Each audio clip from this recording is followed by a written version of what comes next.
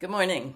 It's January 14th, a snowy Sunday, so this is our morning message for Trinity United Church of Christ in Northport. It's said that the purpose of religion is to comfort the afflicted and to afflict the comfortable.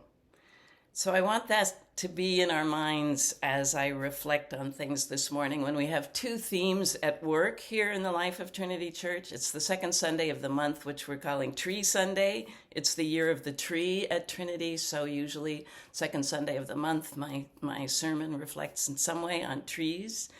And it's also Martin Luther King Jr.'s birthday weekend. So I want to include that. It's like, is there a way to talk about trees and to talk about Dr. King at the same time?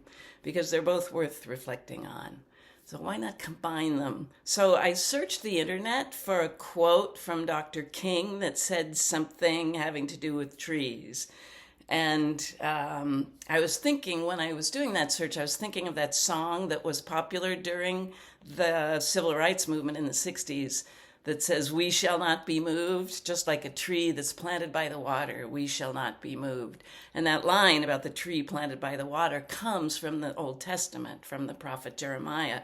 So I thought, well, maybe Martin Luther King had something to say about trees in one of his speeches or one of his sermons or one of his letters. So I searched and I found this one quote attributed to him that said, "For in the true nature of things, if we rightly consider, every green tree is far more glorious than if it were made of gold or silver."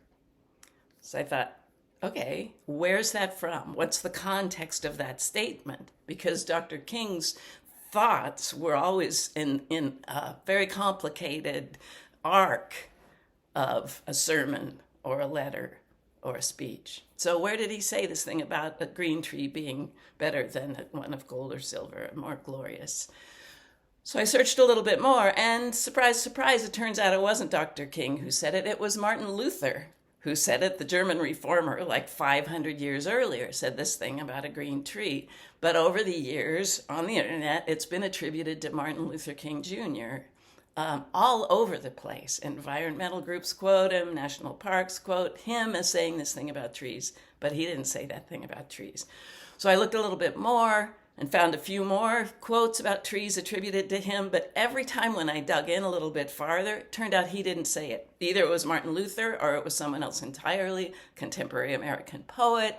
But all these kind of nice quotes about trees attributed to Dr. King on the internet. And it was kind of sad because there are these basically inoffensive quotes, and he ends up sounding less like a modern day prophet and more like a kind of a self-help guru whose books you would find at Barnes and Noble on the self-help shelf. So that started to trouble me, that there was more kind of comforting the already comfortable in those quotes rather than afflicting the comfortable, which he did a lot of during his time. And even the words that are from his speeches or sermons, tend to be taken out of context of that speech or that sermon, and they lose a certain amount of their complexity and the challenge of his thought that was included in the original source. I have a dream. Everybody gets to say that. I have a dream. There are memes. I have a dream with a profile of Dr. King on it. And yeah, we can feel good about that. Yes, we should have dreams about a future where children are judged not by the color of their skin, but the content of their character. But it doesn't even include the rest of that sentence, much less that whole speech. And that whole speech is a fairly uncomfortable speech. He gave it at the March on Washington, this amazing moment in the history of the civil rights movement. And it's like a 15-minute speech that he ends up with this beautiful vision of this dream that he has. But when it starts off, it's not that comfortable. He talks, let me quote a little bit of it. He talks about, in the opening minutes of the speech, talks about that moment, that event, and why it's happening in Washington, D.C., our nation's capital. And a minute or so into the speech, he says, "In a sense, we've come to our nation's capital to cash a check. When the architects of our republic wrote the magnificent words of the Constitution and the Declaration of Independence, they were signing a promissory note to which every American was to be heir. This note was a promise that all men, yes, black men as well as white men, would be guaranteed the unalienable rights of life, liberty, and the pursuit of happiness. It is obvious today that America has defaulted on this promissory note insofar as her citizens of color are concerned. Instead of honoring this sacred obligation, America has given the Negro people a bad check, a check which has come back marked insufficient funds. So that I have a dream quote in context is a little less feel-good and comfortable. And I don't want Dr. King's words to be reduced to comfortable memes, which all of these misquotes and a lot of the out-of-context quotes try to do. Here's a nice thing Dr. King said about a dream. Here's a nice thing he said about a tree. So what about an uncomfortable meme? You know, you got all those sort of live, laugh, love things. Like, what about a meme that makes you squirm a little bit? There's a new book coming out. Now that I've just talked about not taking things out of context, there's a new book coming out. Michelle Norris has a book. It's coming out on Tuesday that's about the hidden conversations about race in America. And it looks like it's going to be amazing. And the basic premise that it started off with was like 10 years ago, she was hearing people talking about playing the race card, you're just playing the race card, which meant don't talk about race, it makes me uncomfortable. So she was trying to kind of flip that narrative to where playing the race card was a good thing, was a positive thing. So she went to Kinko's, she printed out a whole bunch, hundreds of these postcards, and on one side they said, let me find it, race, your thoughts, 6 words, please send. So she was asking for 6-word stories. We've done the 6-word stories here at Trinity before about our own lives and about Trinity.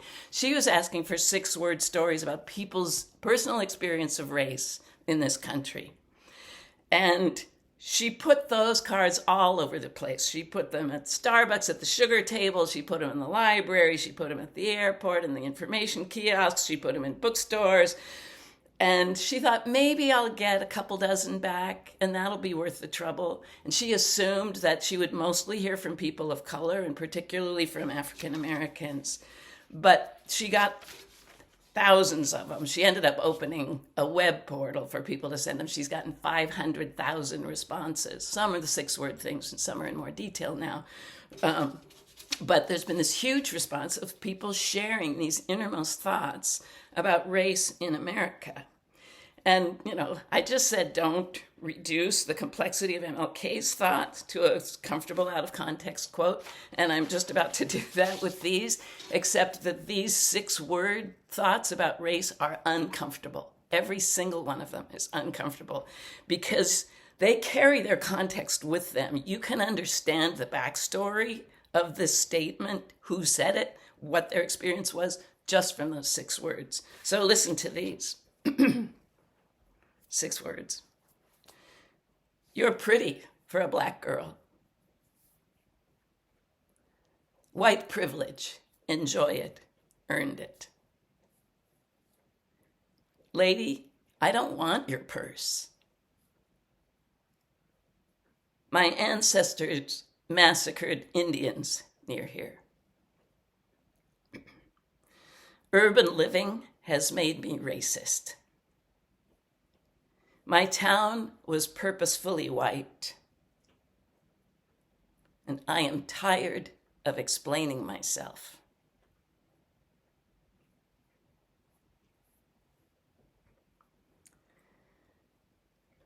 So those are uncomfortable. So let's go back to the trees.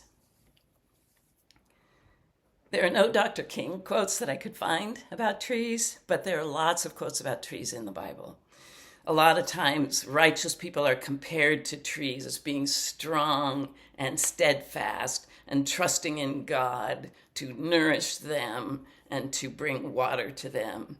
Or trees provide shelter and food for people, or trees clap their hands for joy when the people return from exile. And that song that I sang at the beginning, "We Shall Not Be Moved," is a quote from the 17th chapter of Jeremiah, where it says, "Blessed are those who trust in the Lord, whose trust is the Lord. They shall be like a tree planted by water, sending out its roots by the stream. It shall not fear when heat comes, and its leaves shall stay green. In the year of drought it is not anxious, and it does not cease to bear fruit." So it's a beautiful quote that song is referring back to. But it's also kind of a comfortable one. Yeah, I can be like a tree planted by the water. I trust in the Lord. I can be like a tree planted by the water. But when you read the rest of that chapter, the 17th chapter of Jeremiah, and get a little bit more of the context, it's a little more uncomfortable. Just before it says, "Cursed are those who trust in mere mortals and make mere flesh their strength, whose hearts turn away from the Lord. They shall be like a shrub in the desert. They shall live in the parched places of the wilderness, in an uninhabited salt land." And then right after this thing about the righteous being like a tree by the water, then it says, like the partridge, it's talking about the unjust people again, "like the partridge hatching what it did not lay, so are all who amass wealth unjustly. In midlife it will leave them, and at their end they will prove to be fools." So that song, "We Shall Not Be Moved," started off not with the civil rights movement. It started off during the time of slavery in the American South. That the enslaved people sang that song, "Just like a tree planted by the water, I shall not be moved," when they would go to their secret camp meetings out in the woods and gather to support one another in this terrible experience of life that they were going through as enslaved people. They sang, "I shall not be moved," just like a tree planted by the water. So then a century or so goes by, the union movement adopts it, "We shall not be moved." And then in the 60s, the civil rights movement adopts it, "We shall not be moved," just like a tree planted by the water. So I'm sure that Dr. King sang that song probably many times as he marched in the 60s for the civil rights of people of color. And even though that line of scripture is pulled out of its uncomfortable context, when they would sing it in those marches, they returned it to the complexity of that passage in Jeremiah, the prophet saying, we need justice, and we shall not be moved. So singing it that way made that line of Jeremiah uncomfortable again. And that's a good thing. Happy Sunday.